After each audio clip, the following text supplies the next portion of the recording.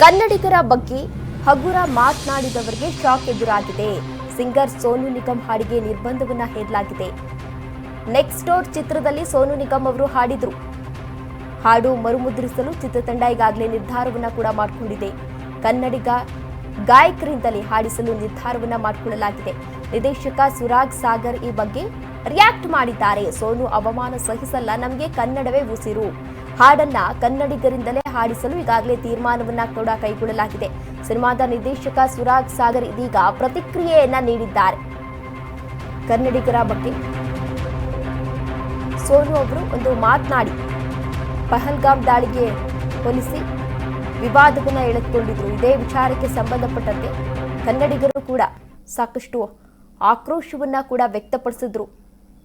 ಇದೀಗ ಈ ವಿಚಾರಕ್ಕೆ ಸಂಬಂಧಪಟ್ಟಂತೆ ಕನ್ನಡದಲ್ಲಿ ಒಂದು ಹಾಡನ್ನ ಹಾಡಿದ್ದಾರೆ ಸೋನು ನಿಗಮ್ ಅವರು. ಆ ಹಾಡನ್ನ ಮರುಮುದ್ರಿಸಲು ನಿರ್ಧಾರವನ್ನ ಕೂಡ ಕೈಗೊಳ್ಳಲಾಗಿದೆ. ಅಂದ್ರೆ ಕನ್ನಡಿಗ ಸಿಂಗರ್, ಅಂದ್ರೆ ಕನ್ನಡದ ಸಿಂಗರ್ ಯಾರಿದ್ದಾರೆ ಅವರ ಜೊತೆ ಮತ್ತೆ ಸಾಂಗ್ ಆಡಿಸಲು ಈಗಾಗಲೇ ನಿರ್ಧಾರವನ್ನ ಕೂಡ ಕೈಗೊಳ್ಳಲಾಗಿದೆ. ನಾನು ಅಪ್ಪಟ ಕನ್ನಡ ಅಭಿಮಾನಿ. ನಮ್ಮ ಸಿನಿಮಾದ ಎಷ್ಟೇ ಕಷ್ಟ ಆದ್ರೂ ಪರವಾಗಿಲ್ಲ, ಈ ಸಾಂಗ್ ನಾನು ಬೇರೆಯವ್ರ ಹತ್ರ ಹಾಡಿಸ್ಬಿಟ್ಟು ನಾನು ಬೇರೆ ಸಿಂಗರ್ ಕಡೆಯಿಂದಾನೆ ನಾನು ಅದನ್ನ ಕನ್ನಡದ ಸಿಂಗರ್ ಹತ್ರನೇ ಹಾಡಿಸಿ ನಾನು ಸಿನಿಮಾದಲ್ಲಿ ಯೂಸ್ ಮಾಡ್ಕೊಂತೀನಿ.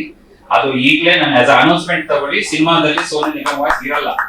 ಇದು ನಾನು ಕನ್ನಡಕ್ಕಾಗೇನೆ ಇರೋನು, ಕನ್ನಡಕ್ಕೋಸ್ಕರನೇ ನಾನು ಹೋರಾಡ್ತಾ ಇರೋ ಒಬ್ಬ ವ್ಯಕ್ತಿ ಆಗಿರೋದ್ರಿಂದ, ಅದರಲ್ಲೂ ನಮ್ಮ ಕನ್ನಡ ಹೋರಾಟಗಾರರ ಹೀರೋ ಮಗನ ಸಿನಿಮಾ ಆಗಿರೋದ್ರಿಂದ ನಾನು ಯಾವುದೇ ರೀತಿನಲ್ಲೂ ಅವ್ರು ಏನೇ ಕ್ಷಮಾಪಣೆ ಕೇಳಿರ್ಬೋದು, ಏನೇ ಮಾಡಿರ್ಬೋದು, ಅವ್ರು ಮಾತಾಡಿರೋದು ಡೆಫಿನೆಟ್ಲಿ ನಾವು ಒಪ್ಪೋದಕ್ಕೆ ರೆಡಿ ಇಲ್ಲ.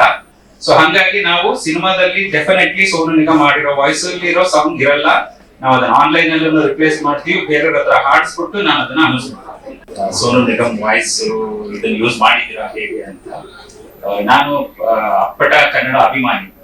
ನಮ್ಮ ಸಿನಿಮಾದ ಎಷ್ಟೇ ಕಷ್ಟ ಆದ್ರೂ ಪರವಾಗಿಲ್ಲ, ಈ ಸಾಂಗ್ ನಾನು ಬೇರೆಯವ್ರ ಹತ್ರ ಹಾಡಿಸ್ಬಿಟ್ಟು ನಾನು ಬೇರೆ ಸಿಂಗರ್ ಕಡೆಯಿಂದಾನೆ ನಾನು ಅದನ್ನ ಕನ್ನಡದ ಸಿಂಗರ್ ಹತ್ರನೇ ಹಾಡಿಸಿ ನಾನು ಸಿನಿಮಾದಲ್ಲಿ ಯೂಸ್ ಮಾಡ್ಕೊಂತೀನಿ. ಅದು ಈಗಲೇ ನಾನು ಆಸ್ ಅನೌನ್ಸ್ಮೆಂಟ್ ತಗೊಳ್ಳಿ, ಸಿನಿಮಾದಲ್ಲಿ ಸೋನು ನಿಗಮ್ ವಾಯ್ಸ್ ಇರಲ್ಲ. ಇದು ನಾನು ಕನ್ನಡಕ್ಕಾಗೇನೆ ಇರೋನು, ಕನ್ನಡಕ್ಕೋಸ್ಕರನೇ ನಾನು ಹೋರಾಡ್ತಾ ಇರೋ ಒಬ್ಬ ವ್ಯಕ್ತಿ ಆಗಿರೋದ್ರಿಂದ, ಅದರಲ್ಲೂ ನಮ್ಮ ಕನ್ನಡ ಹೋರಾಟಗಾರರ ಹೀರೋ ಮಗನ ಸಿನಿಮಾ ಆಗಿರೋದ್ರಿಂದ ನಾನು ಯಾವುದೇ ರೀತಿನಲ್ಲೂ ಅವ್ರು ಏನೇ ಕ್ಷಮಾಪಣೆ ಕೇಳಿರ್ಬೋದು, ಏನೇ ಮಾಡಿರ್ಬೋದು, ಅವ್ರು ಮಾತಾಡಿರೋದು ಡೆಫಿನೆಟ್ಲಿ ನಾವು ಒಪ್ಪೋದಕ್ಕೆ ರೆಡಿ ಇಲ್ಲ. ಸೊ ಹಂಗಾಗಿ ನಾವು ಸಿನಿಮಾದಲ್ಲಿ